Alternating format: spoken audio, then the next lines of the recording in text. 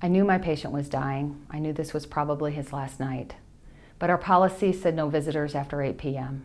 So I escorted his wife, crying, through the ICU doors and secured them between us. I couldn't look at her face. The memory haunts me now.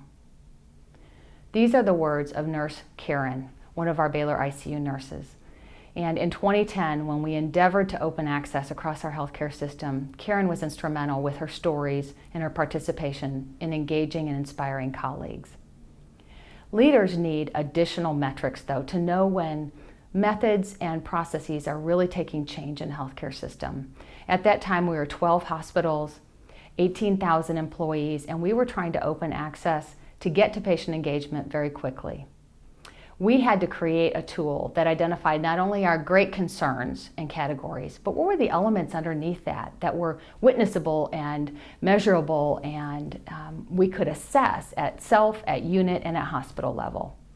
The tool we created is a really simple tool. It's a yes-no scoring, yes if it's over 90% or equal to, in compliance, behavior, adoption, and no if it's less than. What was so helpful was the fact that you could check if you were unsure or if it was not applicable. It was in those areas that we learned we had some real barriers we hadn't thought of. One of the greatest barriers we discovered was privacy and HIPAA compliance concerns from all of our nursing and many of our other ancillary leaders.